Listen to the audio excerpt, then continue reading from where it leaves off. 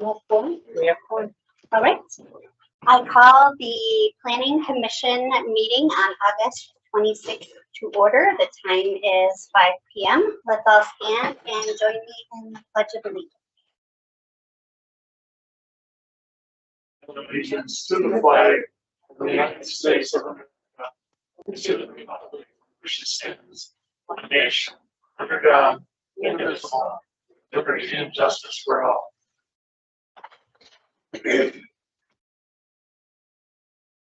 So we will now open the public forum for items that are not on tonight's agenda.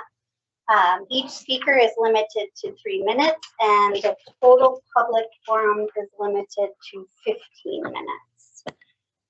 Please state your name for the record, and if your item requires follow-up, the city can arrange that. Is there anybody wanting to speak?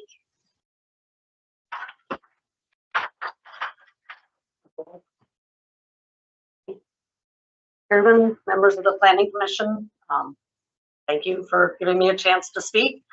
For those of you who don't know me, I'm Heidi Carlson. I'm the owner of More Than Sprouts.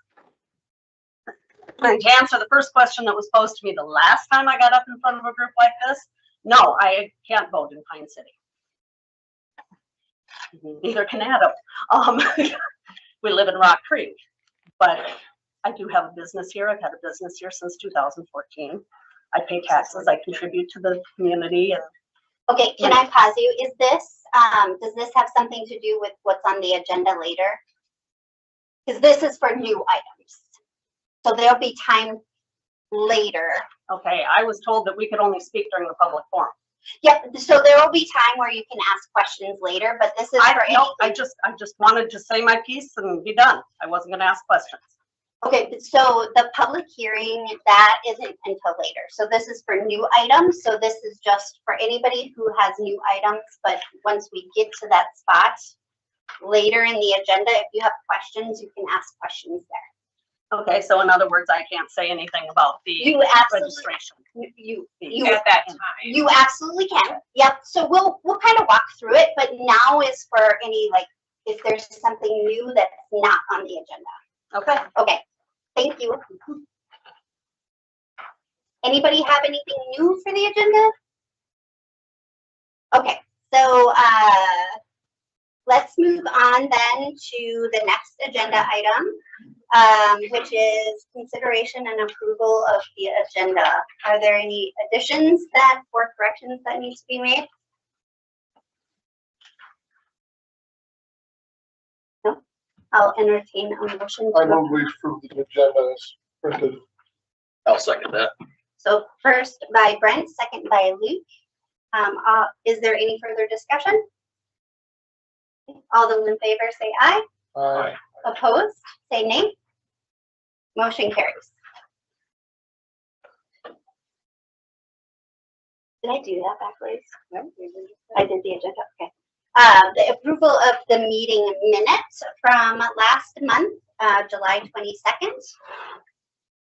Are there any corrections that need to be made?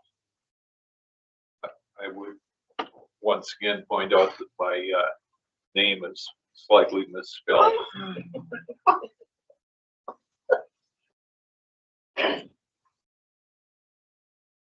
One of these days we'll figure out how to spell Brian.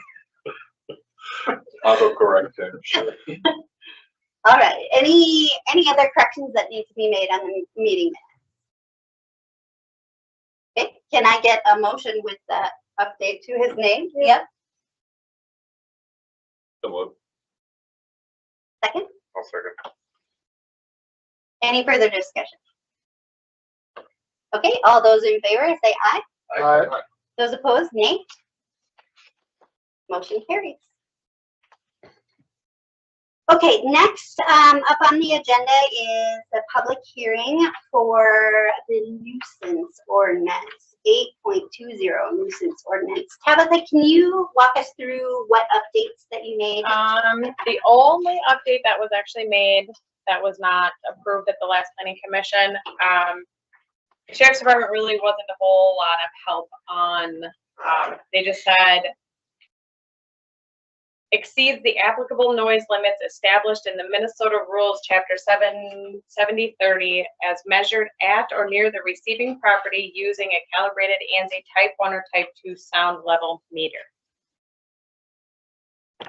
So that's the verbiage that we added, and that kind of comes from that chapter. All right. So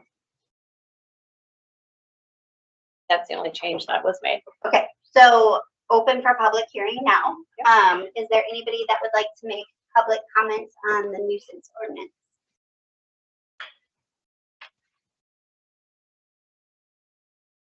Oh, I think I have to record the time. The time is 5:05 p.m. for public comments. No, okay. Commissioners, do you, go ahead. You can move on. This was just the public hearing part. They'll be able to discuss later. Okay, discuss that later. Okay. And nobody wanted to say anything, so we will close the public hearing for the nuisance ordinance and move on to 6.2, trimming grass, trees, and weeds ordinance. Tabitha, you wanna? This one you guys approved actually quite a while ago. It took us a while to get through the nuisance one, but we wanted to put this one together at the same time but there's been no changes to this since the last time it was approved. No changes. No changes on this one. Okay, so it's just open for public comments. Okay. So time is 5:06 p.m. Is there, public comment is now open. Anybody has any? All right. Perfect. Then we'll close public comment at 5:06. And we can move on to old business, correct? All right, so for old business, we're gonna start with the business ordinance presentation. We are going to let you go through the presentation. And if there's any questions or comments, we're gonna hold those. And I'll kind of walk us through the next steps once you're done. Good. All right, good evening, everybody. My name is Adam Semick. I'm the city's fire and life safety inspector. I've been on the fire department, it'll be 9 years next week. And then I've been the city's fire and life safety inspector for this will be 5 years now. So this originally came about in 2024. When we started looking at this when the city, the ISO came through here. They rated our fire department, and when we got the result of that, we started looking at ways to make improvements to improve our score. And this ordinance came up because of a way to potentially bump that score up. We went through ordinance in 24. We brought the planning in 24, and then we were told to stop. Since then, the city, the council has been involved in a fire district study with the townships. And a few months ago, there was a work session that was held with that, and council was asking staff ways to make the fire department better for the city. Because a lot of the township talk was kind of going sideways at that time. And the council brought back up this business ordinance, this inspection program again. And at the August 5th council meeting, council directed me to bring this back into planning, to bring it back in. On the agenda, we did post the original ordinance that links the planning back in 2024. Because I wanted the committee and everybody to see everything, everybody to be on the same sheet of music. And so if there's corrections that need to be made, changes that need to be made, we're off the same page. So to get it started here, I put a list of cities where currently they have a business inspection program. And that list is growing. But you'll notice there are typically larger cities and counties that have this. I'm going to go to the next slide. City aims to visit each business in the community to offer support and help identify any potential fire and safety concerns. Our goal is to work together to keep the business and our community safe. Currently, we inspect our rentals in the city limits, and we also inspect any establishment that applies for a liquor license. So understanding the ISO. So what ISO is, it's the Assurance Service Office. And what it means is that it's an organization that assesses the ability of the fire departments to protect their communities. This evaluation results in the rating known as the Public Protection Classification, commonly referred to as the ISO score, which ranges from 1 to 10. A lower score indicates a superior fire protection. When we go to the next slide, our score in 2024 was a 69.67, which scores us a 4, which is really good. We missed the score of a 3 by 0.23 points, which puts us on levels with the big boys, you know, cities like Minneapolis and such like that. And that directly would impact residential and commercial insurance rates throughout the city.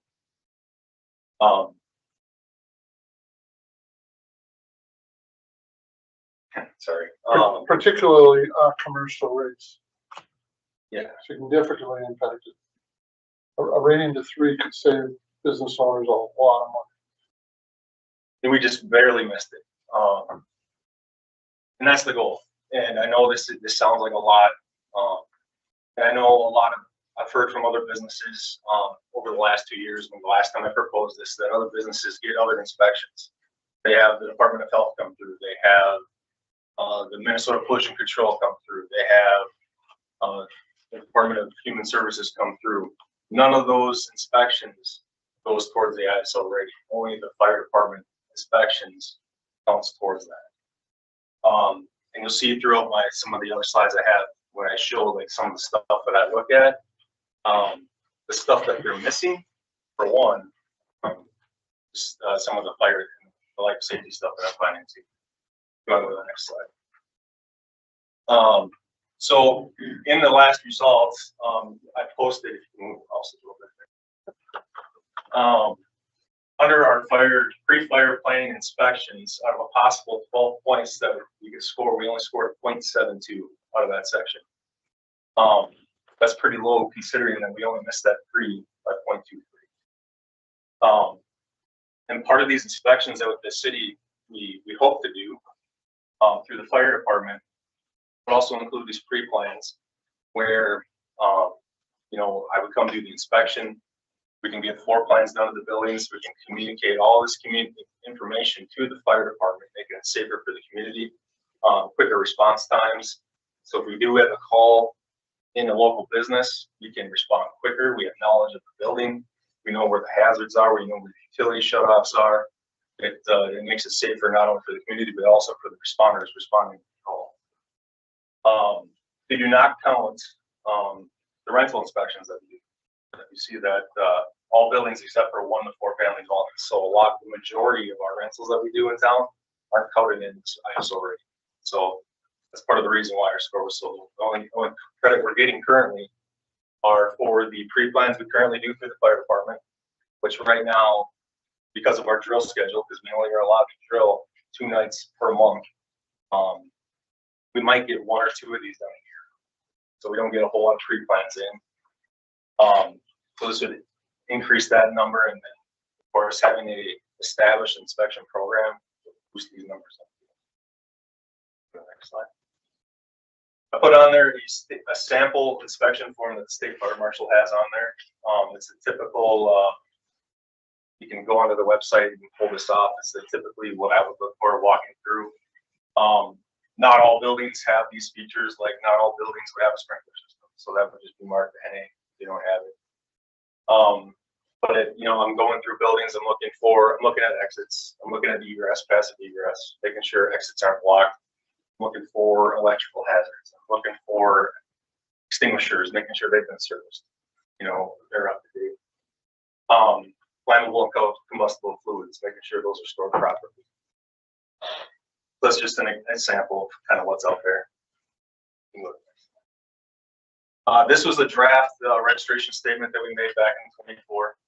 The registration statement is merely for us to collect who owns the building, who's leasing the building. It's for point of contacts for us to coordinate the inspections. Without this form, it's kind of hard to figure all that out. Fees, we just kind of threw something in there. Right now, there's no set fee on any of this. I don't really control the fees. That would be a council decision if there ever was a fee. It was talked about back in 24, I believe, that if they were going to do something like this, the first 3-year cycle of something like this, they would roll out absolutely free to try to limit the expense on the businesses. Knowing that when I come through, that typically if I find something, it's going to cost somebody money. Whether it's getting a fire extinguisher service that needs to get serviced or getting the exit sign repaired. You know, there's a cost to that. So we want to kind of limit that burden. Like I said, these are some of the common code violations that I would be checking out, making sure that things are up to date with like the sprinkler and alarm systems, that they're getting checked annually, the fire extinguisher, electrical hazards.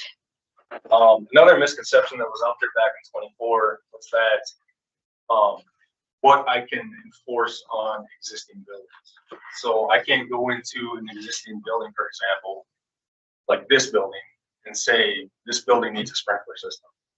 I can't do that. I have to enforce what the fire code was to when that building was built. The only time I can change that would change is if this building changed the use. So if this was, let's say this was a law office and all of a sudden I want to become a bakery, now you're changing the use of that building and now it has to be brought up to current code. That's the only time current code would be applied to that structure. Otherwise I have to go off of what that code was for that, when that building was built. I'm gonna go to the next one. I threw in some pictures. This stuff I typically find. Might be hard to read, but written in marker on these batteries, and this is an alarm system. It says it's April 17th of 1975. These are emergency backup batteries on the alarm panel. They're supposed to be switched out every other year. Obviously, this wasn't happening. You can go to the next one. Slide on your left, propane tank. You're not supposed to be storing those in use. That's hooked up. So inside of this type of occupancy. Picture on the right. This picture was taken in 2024, and obviously that was stamped. That tag is from 2017. These things are supposed to be checked annually. The problem with not getting your fire extinguisher checked annually, if it's sitting there, the powder in these things, like a pancake at the bottom. So you go to pull it, you have to use it. You go to squeeze the handle, you might get a little bit out of it, but all the powder is pancake at the bottom. You're not going to get out of it what you need. So that's why we require these to get checked and serviced annually. These slides have to do with the fire barrier building. So the slide on the left shows that the exhaust pipe there, where it's cut out, that would require some fire taping and fire caulking to go around the side. That helps keep smoke, heat, flame from penetrating to the next level. You know, the same with the missing ceiling tile picture on the right. Go to the next one. These are just more of the same.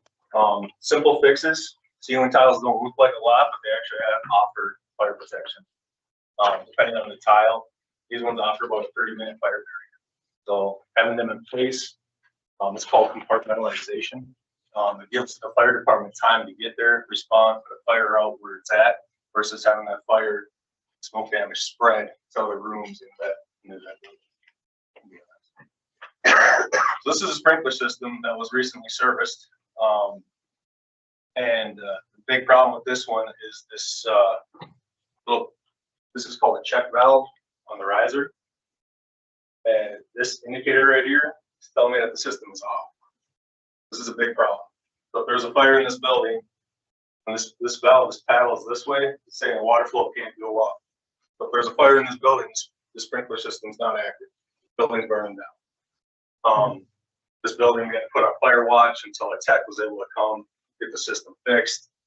That could have been a big nightmare for that business owner. So we got that fixed. I can go to the next one. This was down in the basement of a business, and this was a live wire, as you can see from my tester. hanging down off the water supply line. Another thing that I find, you know, in businesses.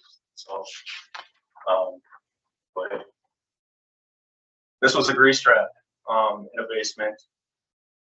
Pretty hazardous, flammable fluid all over the place. This particular place had passed an inspection by the Minnesota Department of Health by about 6 weeks earlier. And you notice the picture in the middle, that's the gas powered furnace that all that grease is linked up to. The white stuff on the floor is lye. They put that on the ground to help cover the smell. So this was pretty bad. We actually had to close this place down while this got cleaned up. Utilities were shut off in the meantime too. This is pretty severe hazard down there. You can go to the next one. More of the grease on the left, and then in the same basement, picture on the right is actually the darkness on the wood. There is actually water damage from a leaking appliance, and the floor joists were so saturated that I could squeeze them, and so now the floor is compromised. And I've heard, you know, with the ordinance that people didn't like that Rum River was mentioned in my ordinance at all. And this was a situation where I had the building official come in because they're more equipped to deal with structural integrity of buildings and such. They ordered that nobody was allowed on that level of the floor until this was safe, you know, until this got repaired and was able to be occupied again. Those repairs were made. That's about it. As I stated, the things that got posted with the agenda is everything that I presented in the report, and I anticipate changes. You know, it's 2026, and like I said, in the last 2 years, I've heard from a lot of different business owners. And honestly, between the fire chief, myself, Tabitha, even, we've already started working on other sampling. But I wanted to bring it to the planning commission as directed by council to give you guys the same sheet of music that we were playing with and see where we wanted to go from here. Thank you. Okay, I have a so, question. Okay, I have the floor. yes, Would you have the authority to require flow tests of sprinkler systems? Required flow test? Yeah. Flow tests are done every year on a sprinkler system as part of the annual servicing. And then every 5 So would years, that be part of your inspection? then every 5 years they have what's called the pipe test, where they actually remove a section of pipe and they have to check it to make sure there's not any damage to the inside of the pipe as well.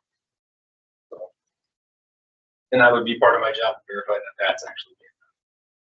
So we want to make sure that these systems are being maintained. And to a property owner that owns a sprinkler system, you want to make sure that these expensive systems that you've already installed in your building are being maintained. Because if they do break down, they're very expensive to repair. So that's also something we're trying to be part of. okay, so just to be clear, kind of the flow of this. So we'll open this up. The next step is to open it up for questions from the public. So we ask that the questions be brief, and this isn't, so we're not commenting, it's just questions you might have on the presentation. After we do that from the public, then we'll go back to the commissioners and see if we have any additional questions. At that point, then this would be really, the intention is to then go through all of this and read through the ordinance and everything, and then bring it back at the next meeting, correct? Yes. So, and that is when we would have the public hearing for like comments, opinions. I think that sort of I thing. don't know if we want to go to a public hearing, bring back, Okay, let the commissioners digest what the public has to say and then and figure out from there. bring back for conversations with Okay. commissioners. I just want to make sure I was in the flow of things. All right, so let's go ahead and does anybody from the public have any questions with the presentation? Yes, I do. My name is Kelly Griebeval. I'm on Mercury Technologies in the industrial park. And my insurance currently requires everything that you're saying. And in order for me to even operate my business, I have to have this insurance. So the fire, my fire inspection, that has to be done. My clients send in inspectors. I have General Mills sends an inspector out of Texas. And I can promise you, you probably don't know how to inspect the building. Nor what we can. And nor that our building was built as a secondary containment system to handle the products that we handle. So that being said, the state of Minnesota issues competency cards for different certifications. And in looking for the city safety inspector and the fire chief, it doesn't appear that the city holds any of these competency cards for electrical inspections, pressure vessels, things like that. So are you going to be getting some of these competency cards? I'm Or to conduct certified, some of these? I'm certified through the Minnesota State Fire Code. Okay, Level but one I'm talking about like boiler inspections, pressure inspections, electrical inspections, there are. Right, but nowhere in the ordinance does it say that those are the type of inspections that we're gonna do. Okay, because I'm asking that because when you're pointing out the wires and situations like that, that is. Yeah, general hazards, yeah. So then also when we're talking about cost benefit, because I pay tens of thousands of dollars. I have insurance coverage that most people never see. So has the city done a statistical study of the cost benefit of the proposed ordinance for businesses such as mine, such as Heidi's, such as Mike's? What's the cost benefit for us? I hear it's gonna save me a lot of money. How much? What's it gonna save me? Because when I look at my insurance that I pay, maybe you don't have the insurance coverage I have. I'm sure you probably haven't seen it. So what benefit am I gonna get? Well, I know the city's never had a level 3. Yeah, But I so wanna know what we kind could- of numbers we're talking about. We could look into that, I'd like to know that. sure. So do you have a statistical model on how many lives would be saved? Because the only time I've really heard about a building, and I've been here 19 years now, burning, for business was way more. So do you have a statistical model on how many lives would be saved? For things like Been a few more fires in businesses, but yeah. Like I said, the ones It's that a hard statistic to justify, like, prevent fires, it's hard to put a statistic on that. there are statistical models around. Sure. My background is in science. I'm a biochemist, hydrogeologist, so this is stuff I run all We the can time. get you a report of the number of fires we've had, commercial fires we've had. But I'm talking about, how many lives we're saving. We're talking about. The next thing, do you have a statistical model on how much building damage will be prevented by this proposed ordinance? Do you have a statistical model? No, I do not. That would be something I'd also like to see. Minnesota rules, chapter 1300.0220, certificate of occupancy sector subpart 2, existing structures. The legal occupancy of any structure existing on the date of adoption of code shall be permitted to continue without change. So are we going to be able to continue our businesses without change? Correct. Because it doesn't seem like that when I've got people coming in. I would like to see, on my end, I'd like to see the numbers. I'm a numbers person. Business people are. We have to be able to. Noted. Would you like me to submit these questions for you so that way I can get an accurate number? You want them? Yeah, Yes, we can work on that. Any other questions? We all, Mike Bowser. Do we have a fire ordinance now of any type on the books? We've adopted the Minnesota State Fire Code.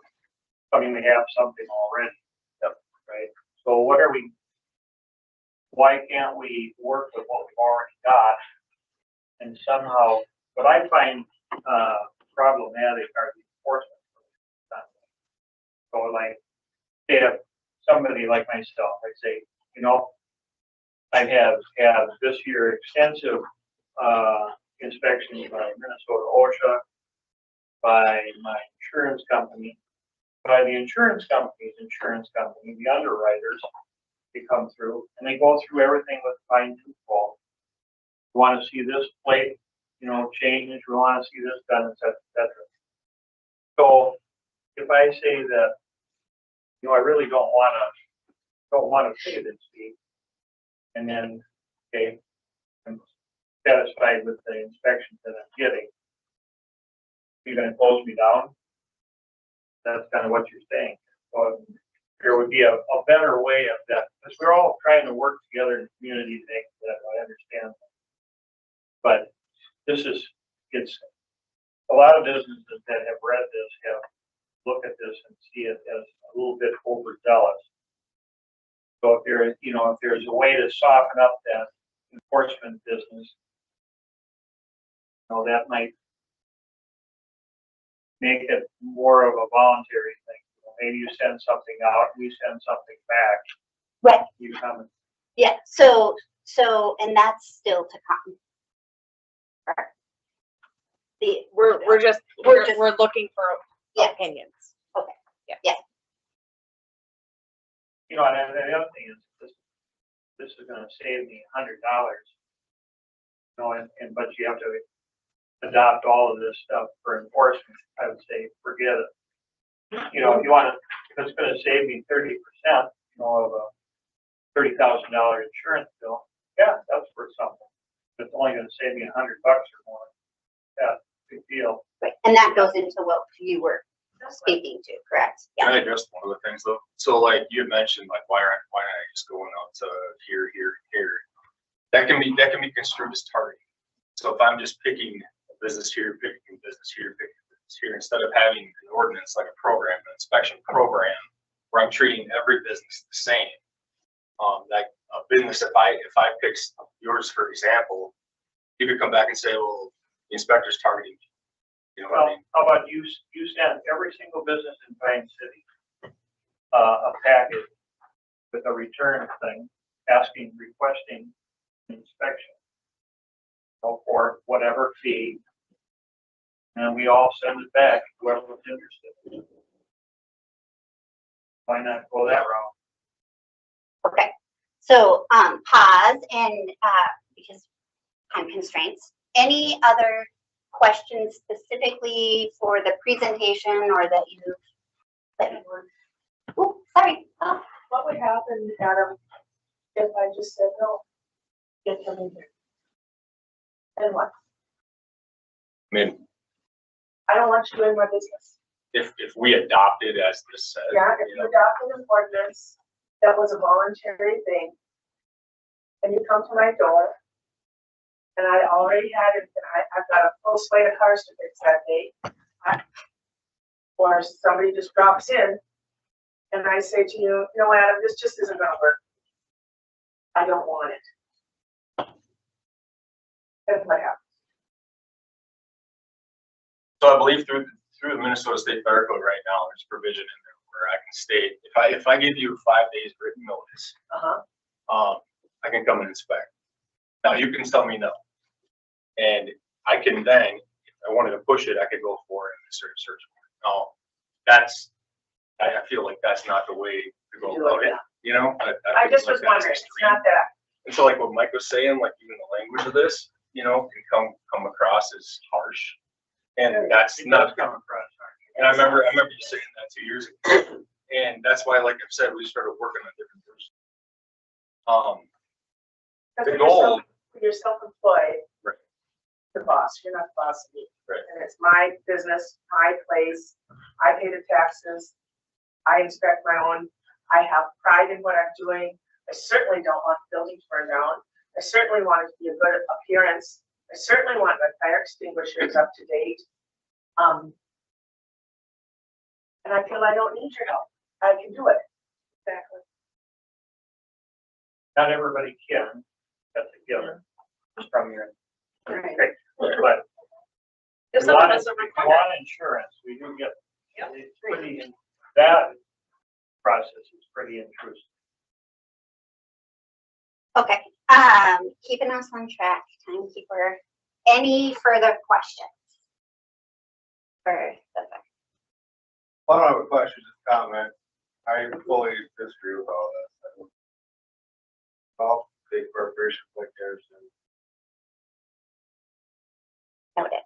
Okay, so I'm going to wrap up our public questions and then move to commissioner questions. Anybody? You don't want me to read out my 14 pages here, but I got quite a few. First of all, I'm for the fire department and I'm for being able to make sure that we have safety in all of our buildings, and I'm a builder and deal with it all the time. What I do feel like this is just, I feel that this is a just duplicates existing authority, because you already have the ability to go into businesses and you can call up Mike Selzer tomorrow and say, hey, I'm going to give you 5 days and come in here. I'm going into a fire inspection. And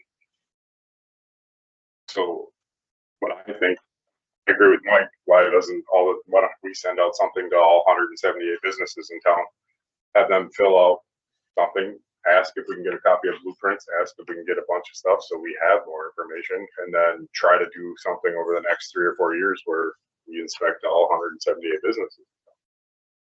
But I think it's ridiculous. Satisfied the ISO. Well, yeah, and I don't know that. That would be the question. ISO has 5.5 points for fire prevention inspections and public education fire investigation. Is that right? And right now, you currently do it. I had to do one for a rental house this summer. So you currently have that, but that doesn't give you any points. Not for the, that one slide there, for the pre-planned inspections. Has to be over 40 units, right? 1 to 4 family units are not counted towards that. Do you know how many commercial fire code inspections were completed in the last 2 or 3 years? Combined? Yeah. I do 8 a year for liquor license. Yeah. And maybe 2 or 3 off of complaints. And if the problem, one of the things that you stated was the problem when we talked yesterday about this is accessing or access or tracking, why it's mandatory for annual registration of the owners. Can we use assessor records, permits, certificate of occupancies that already exist? Accurate. A lot of times they're not accurate. Well, Beacon's updated every 30 days. You go in and get if the business sells. I mean, there's just a few other things on here. We don't know what the insurance is going to drop for the business owners, and then and not all insurance companies are going to treat our ISO rating the same. So maybe State Farm will, maybe auto owners will. So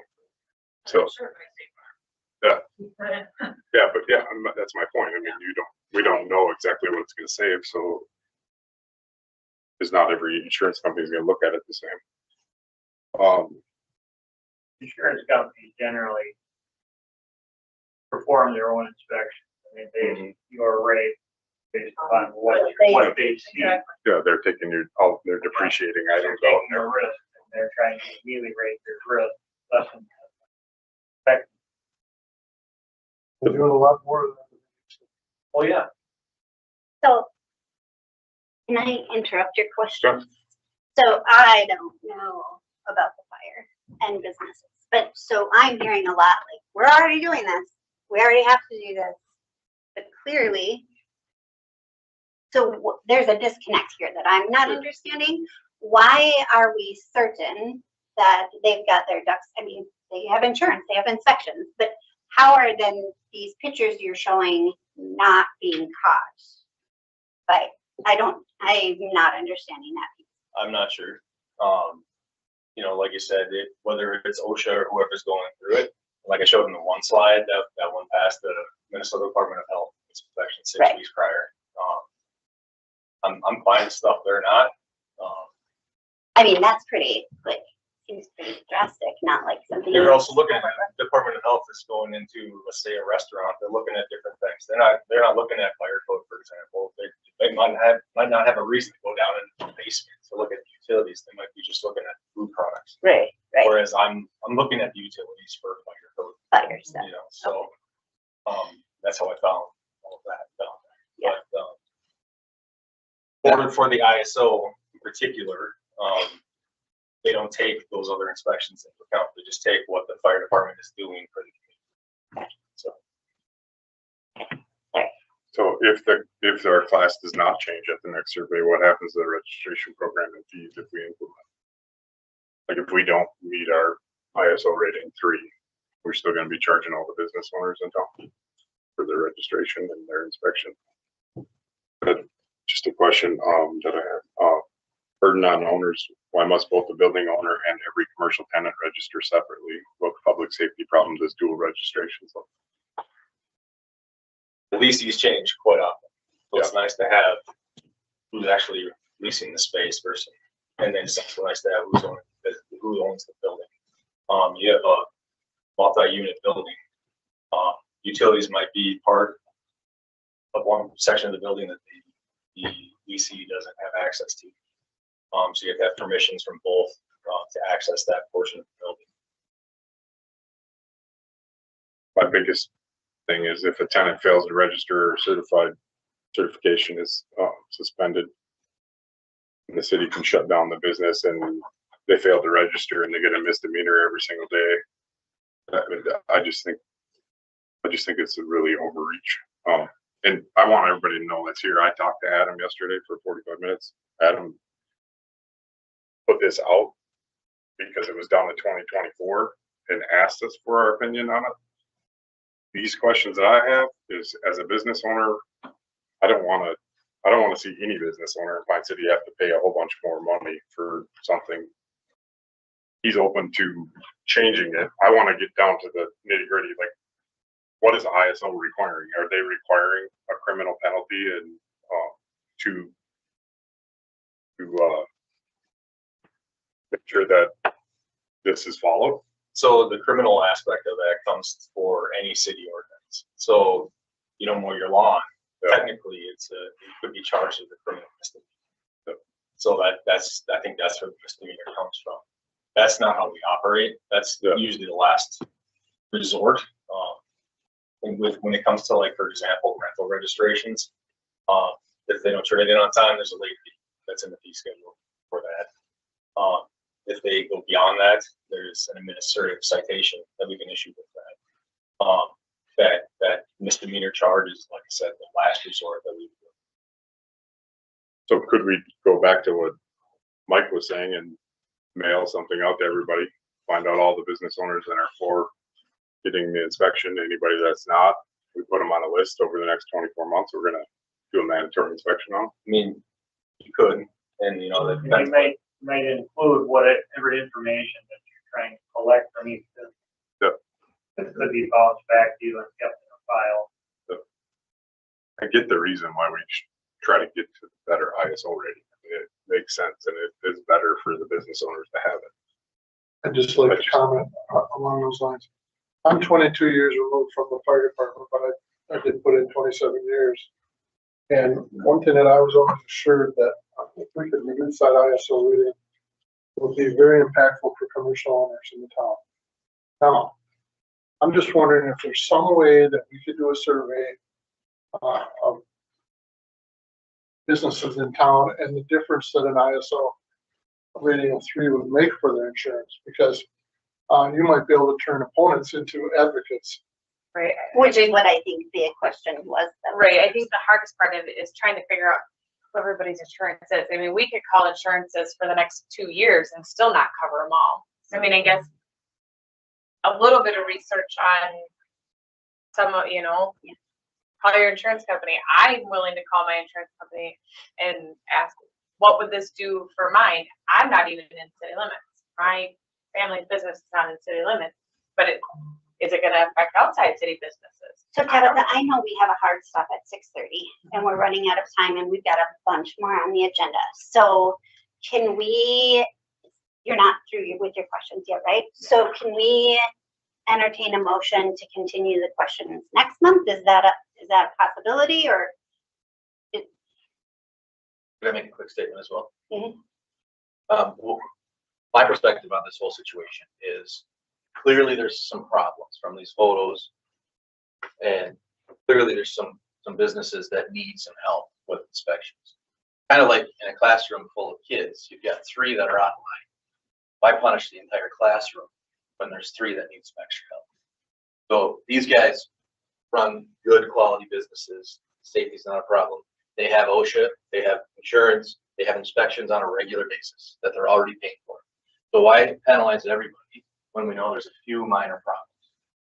So if we can send out an email to everybody that owns a business that says, fill out this questionnaire that Adam has prepared to try to help our ISO rating and to try to help life and safety and all these things. And anybody that doesn't cooperate, well, now you can identify the bad kids in the class. And it's not that you're targeting people, but you're asking for business owners to help themselves. And those who are on top of it are going to answer the questions and get right back. Yeah. And then we can go from there. Okay. I'd like to make one brief comment too. I don't remember exactly where this ended up, but when we talked about this a couple of years ago, one of the things that I suggested that I thought was really important was that it be done first as an education thing, not as a penalty of any kind, and that we Adam mentioned that there wouldn't be a charge for the first few years, but I think there also should be inspection done and just suggestions made to the businesses. That would probably take care of most of the issues. And at least then everybody would know what to expect once there's some teeth in it.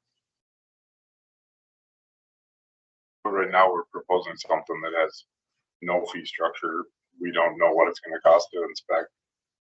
And these guys are sitting here wondering, well, so say we put a number on there for $100 registration fee and a $150 inspection fee. What's to stop that from going to 400 in 5 years from now, or 2,000 for an inspection fee? Those are more, I feel like those questions though, I think are more geared towards council. Council sets the fee schedule. I understand that, I but mean, that's what Adam they're, doesn't get to- because they don't know what their fees are. Right. I know prior, the very first time, I think it was a $25 and a $50 fee. I mean, at one point, again, we didn't include fees on anything because we as staff don't get to make those decisions. In the research I've done, a lot of the inspection fees are based off of square footage, off of building. That's how they base their fee schedule. So they had a flat registration fee, and then the inspection fee was based off square footage. That's not really fair. People have a great, big, clean, organized building. You know, somebody else has a little tiny mess. I think that's based off of, you know, those big buildings take it much longer to inspect. Yeah, When but typically they big buildings are just open warehouse space, they don't take that long. or they may have maintenance supervisors, you know, or people already handling those. Okay. Difficult. I'm going to move that the consideration of this draft, and it is a draft, business ordinance to the next planning commission meeting. And direct staff to try to, you were gonna email those questions. I'm on vacation. Oh, okay, so, Those Tabitha. yep, get those to Tabitha, and then the, and any additional meeting, or any additional information that can be included in the next meeting. We can add more. I mean, we can add, I mean, as of right now, we're sitting with 3 more sample drafts of, I mean, trying to calm this language down. Yeah. And not so harsh. Okay, so next meeting? Anyone want to make a motion? Or any further discussion on that? You made the motion, I'll second it. I'm gonna send you all these. That works. Yeah, there's a lot to unpack, I guess, so. Right, we need more time. It's a big thing, I know, it's like 1 week. So No. That's fine. Okay. It would be interesting to hear from some business owners who might contact their agent or their underwriter and find out what ISO reading of 3 would make for a distance in their insurance. You know, and the broader thing that goes across my mind, this is such a wonderful thing for, you know, the relatively few statistically number of commercial businesses. Why not do this with every household in the city and including in the fire district or surrounding the city? Where does it end? This 3 would apply to residential too. So everybody within city limits, within, Because everybody would be paying $25. no, but they would benefit from 3. Yeah, the residents wouldn't be inspected. Maybe they should. Like I said, I'm a long, That's opening a can of worms there. I'm a long ways removed, but my understanding was that commercial buildings would have the best impact. We got to a 3, rating of 3. Didn't buying that ladder truck really improve our ISO, that $2 million? Equipment does play into it. What's sitting at the fire hall does play into it. And we're so close to a 3. I mean, there's probably even other ways that we could reach. Well, you should be able to put together a general. All right, we gotta move on. So making a motion, we had a second. Any further discussion? All those in favor say aye. Any opposed, say nay. Motion carries. All right. Next on the agenda, the manufactured homes discussion. Tabitha, what updates do you have? So last meeting, Marcy was asked to get Sansone and Hinckley's manufactured home ordinance.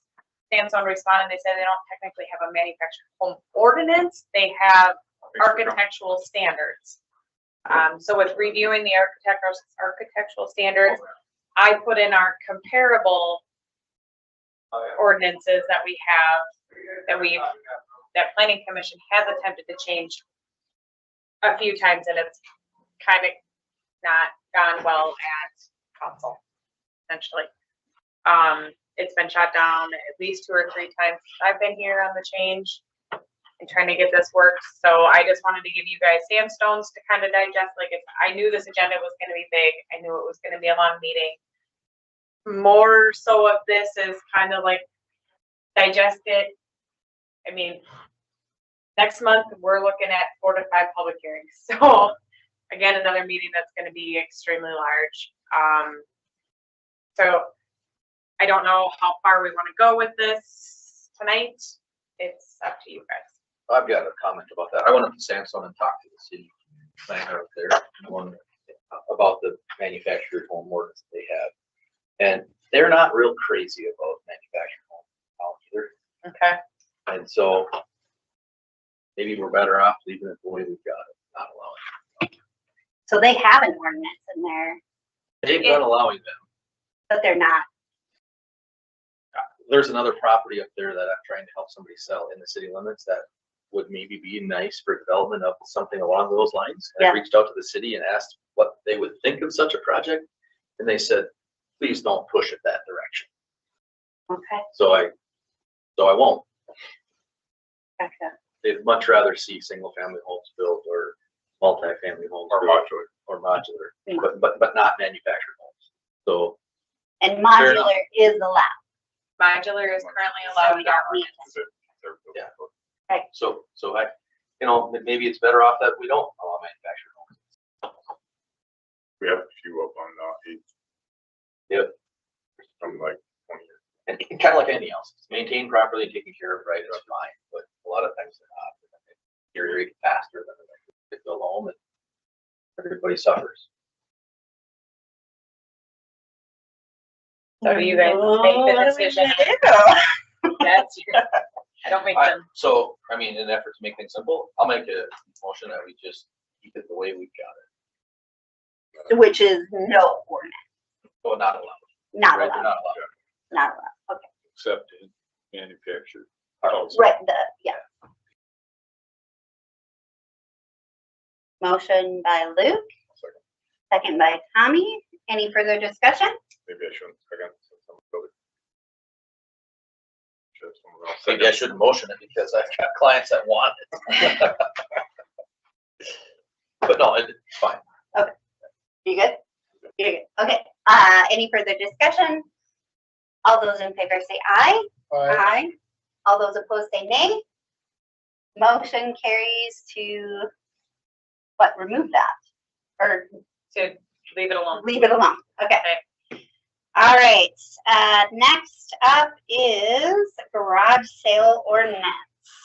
So a lot of the garage sale ordinances that the cities do have around us are actually interworked in between their nuisance code and their adopted international property maintenance code and this and that.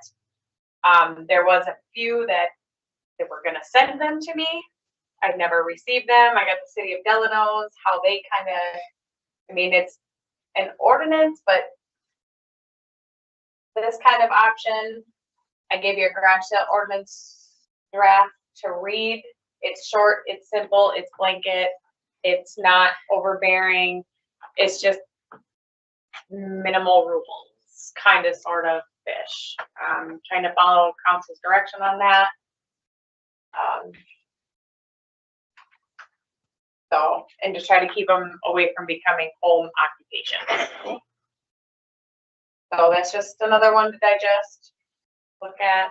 I mean, I'm hoping we'll be able to talk about some stuff next month minimally, but this may become our winter projects as are these ordinances now. All right, so do we want to just make a motion to table it until next month? I got a quick comment about it. Most people's attention span is 6 or 7 seconds. Right. And so this is 3 pages of legal verbiage, which I understand has to be there. Yeah. But could we add a summation page as a cover to this? So when if this were to go through public hearing and pass, it goes to council. If it passes at council, then we actually do a summary ordinance that goes in the newspaper. Okay. So there will be a summary of it Okay. that summarizes it, and it's short and sweet. It's one short, tiny paragraph, like I said. We pay per letter in the newspaper, so Okay. Good. we Yeah. keep it short. Like always, simpler is better.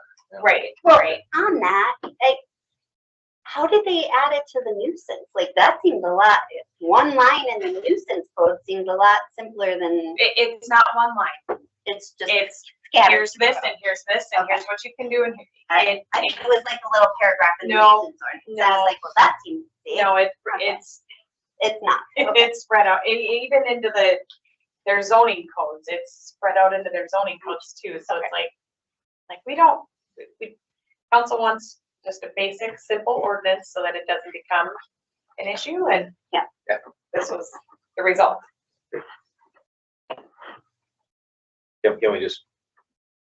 Can we accept it moving along instead of putting it off for next month? That's entirely up to you. I mean, I don't see why not.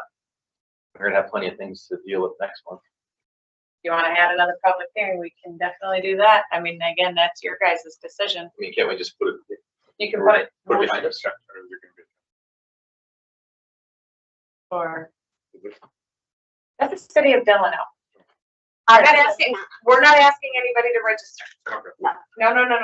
No registration, no none of that. That's It's okay. no.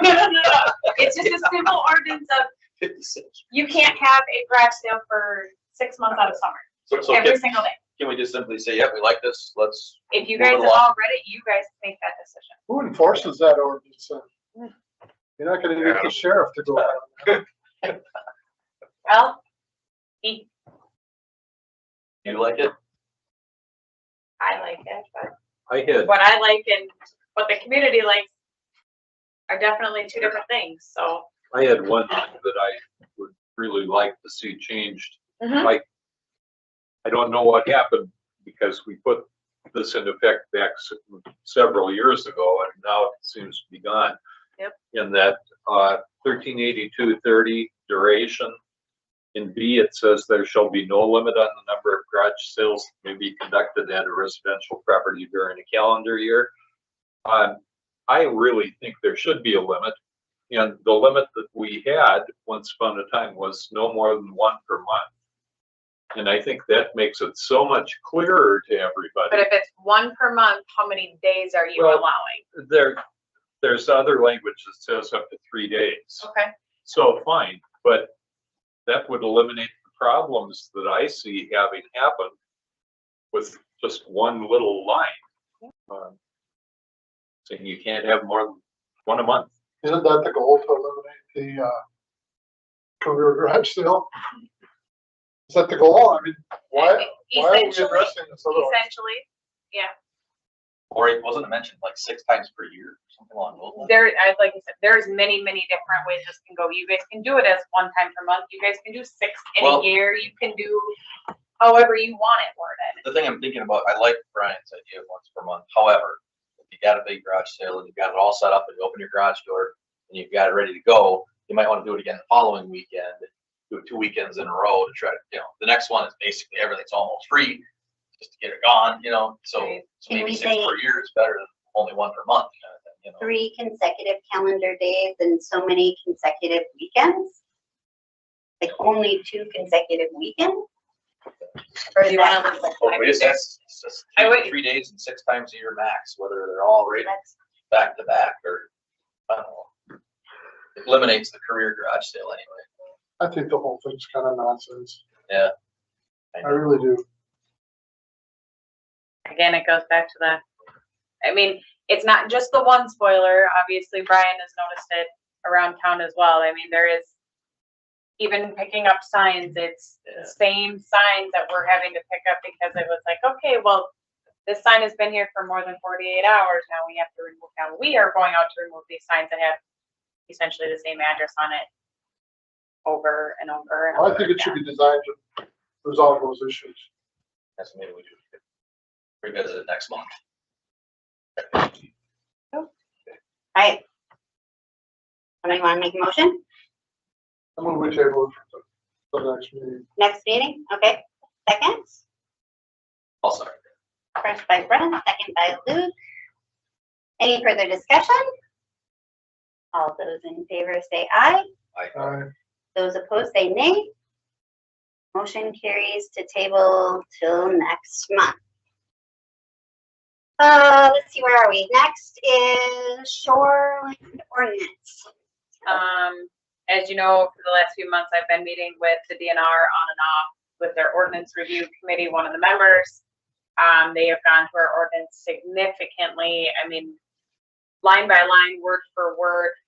On the ordinance he provided back to me this time around, his potential changes, and they're on the right-hand side.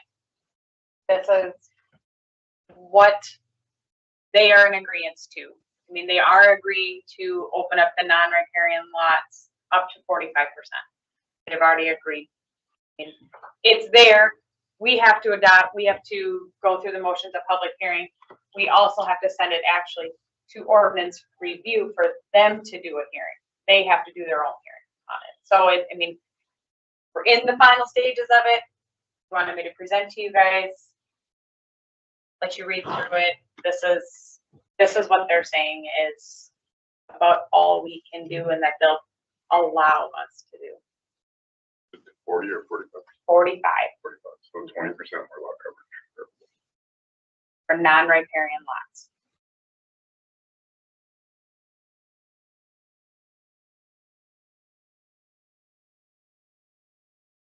And I mean, I think it still falls similarly under the conditional use and all. I mean, they have to, it takes it out of the variance, which they had. I mean, variances are much more intricate to deal with and try to obtain. But I think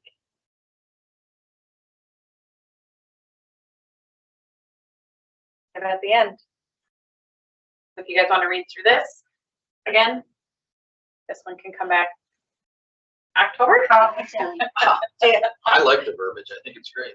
I mean, if you guys agree with it, we can move it forward to public hearing as well. It's entirely up to you guys. Like, is that even physically possible to do all of that next month? We Because will it not be feels like discussing no. anything more than running through public hearings next month. Right now you have 2 conditional use permits, you have the minor subdivision with a lot combination, and for sure development site plan review, if not 2 development site plan reviews. So those are some big public hearings coming next month as well. So I mean, if you guys like it, you want to move it to next month, great. If you want to move to October, that's fine as well. Whatever you guys want to do.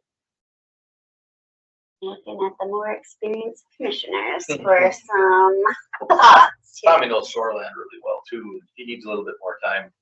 Yeah, I think we should come back to it now as we go. Come back to it? Okay, so I need a motion. But I like that it's going to 45. I think that's great for people that aren't living on the lake. I agree. So one question I have, Mhm. do we have, if, to get to the 45, are they putting any stipulations on that? Or just 45%? 45% under conditional use permit only. But they don't have to put in a ring guard to get to that, they don't. So there's nothing like that. Nope. System that we looked at. No point systems. They said the point systems, that type of system is actually too big for our community. Essentially, whichever way we go, we're locked. So they're agreeing to do this so that you don't have to put this point system in place. They're not huge fans of the point systems. The communities that do have them struggle with them, is what I have on that. Yeah, better to do it without that. Mhm. Yeah. If we come back in October and then hammer it out, but I really like. And back in October.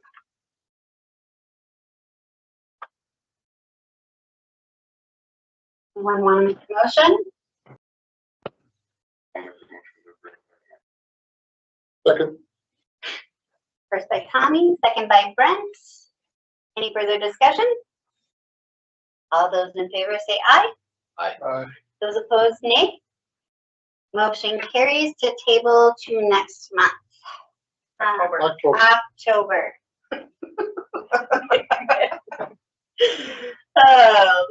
Next agenda item is 7.5, recreational motorized vehicle ordinance discussion. I have not had a moment to attempt this one. This one's gonna have maybe come back in October. Make a motion to move it to October. I'll second that. First by Tommy, second by Lou. Any further discussion? All those in favor say aye. Aye. Those opposed, nay. Motion carries to table to next for October. Next item, data center ordinance 7.6. Okay, I'm passed out. I'm a little buried at the Make a moment. motion to move that to October. Second, First by Luke, second by Brent. Any further discussion? All those in favor say aye. aye. Those opposed, nay. Motion carries to move to October. Next on the agenda is the nuisance ordinance, which we had a public hearing on. So now, discussion. Full approval.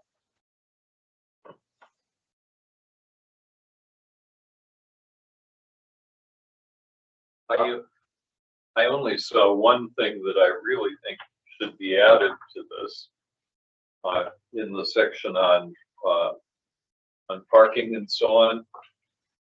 I think we need to say that you can't park blocking the sidewalks.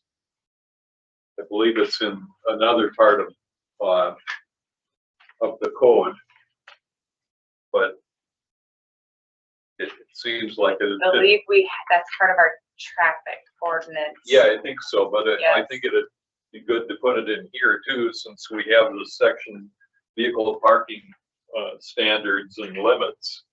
You know, And which one that one is? 8.20.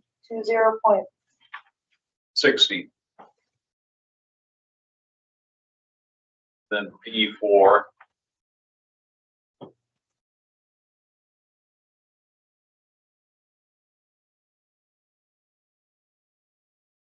Be able to change an ordinance after it's had public hearing? That's what public hearing's for. Okay.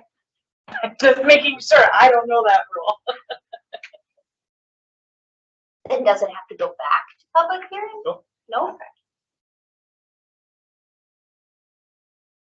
I just think that's one of the more common nuisance items around town.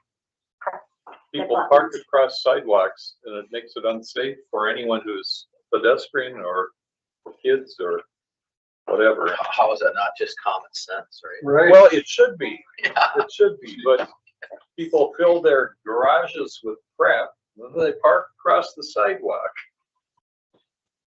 So just, how do we want this worded? No Blocking of side, Just, public sidewalks? yeah, I mean, Parking in the sidewalk. you said it was somewhere Right. else. Can we just copy and paste I it? think it's in the traffic section of Copy the and paste. ordinance, but Copy and paste But I from think that just put, ordinance? one line in here under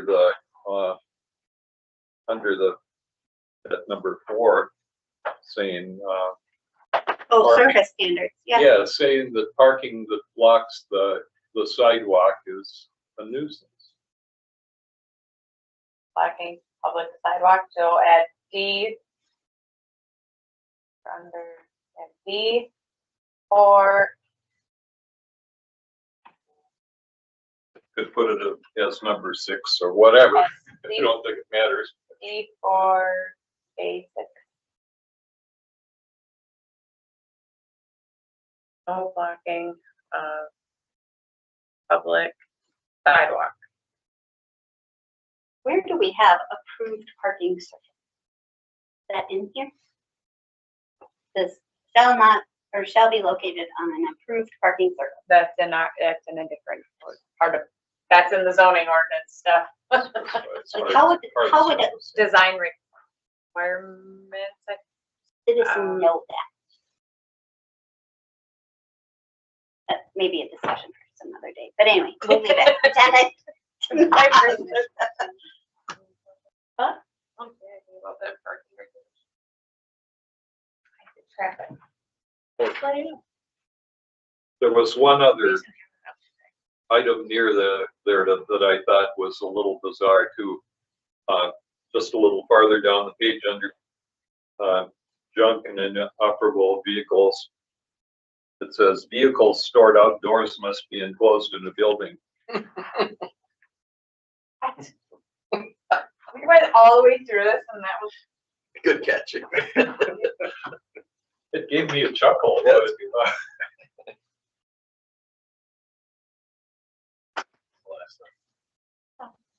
I apologize. There's no end to my day.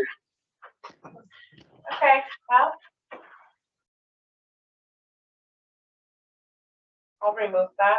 Are we in agreement to remove that? Trying to find it. I don't see it. 6, very last sentence. Page 9. Or shielded from public view. Fencing. But, okay, wait. That maybe need to be changed. How about Because this? it's under inoperable vehicles. They need to be stored in a, Yeah, just say vehicles not enclosed in a public building must be shielded from public view. okay, What kind of vehicles are we talking about? inoperable vehicles, junk vehicles. Not licensed. What validates them if they have if they're currently licensed, then are they, who determines if it's inoperable? Classic or pioneer vehicles are exempt. Well, I think so. Junk automobiles defined under Minnesota statute code. Okay, We aren't defining that, Minnesota statute is defining that. very good. I'm not attempting that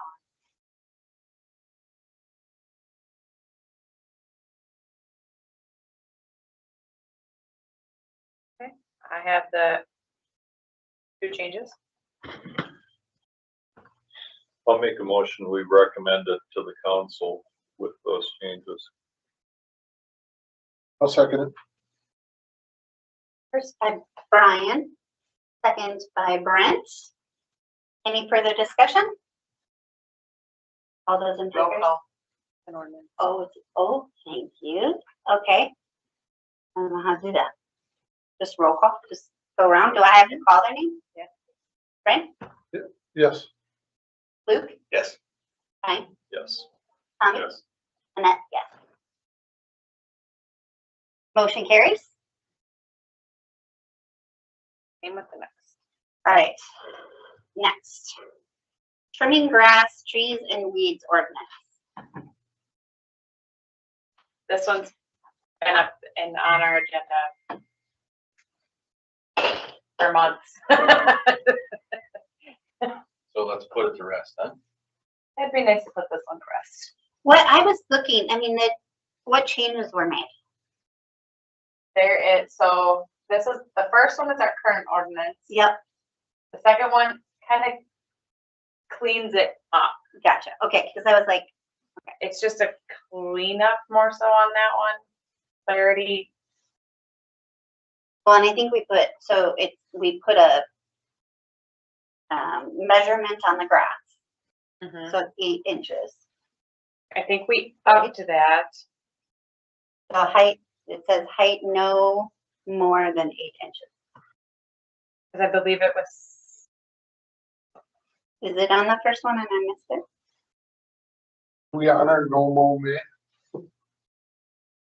yes, we have no mowing. Okay. If you sign up for it. If you register. That one does have to be registered. It says every owner and occupant of the property shall keep all trees, what if they wanna cut one down? Keep all trees on the property owner occupied by the person, but overhanging any side work is trimmed. Don't read just the first sentence, read the whole sentence. That's the old one anyway. And that's the old one. 100.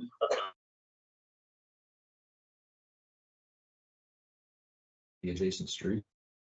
Yeah, and I've got a little problem with that. It doesn't sound safe, but Right. Didn't know you had to nobody does it, and the city used to do it, and they haven't for a while. How many streets need to be mowed out to the center line? Well, depends on what condition the streets are in. Not much traffic, huh? I go out and spring trim the street in front of my house. Again, why we needed some updates on this. All right. What do we want to do? It's fine, I guess, right?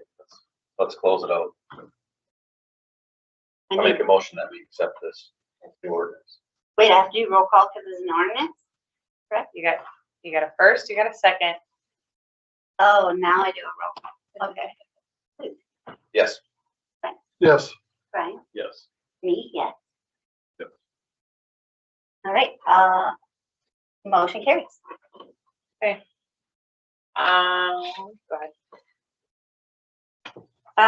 Let's see.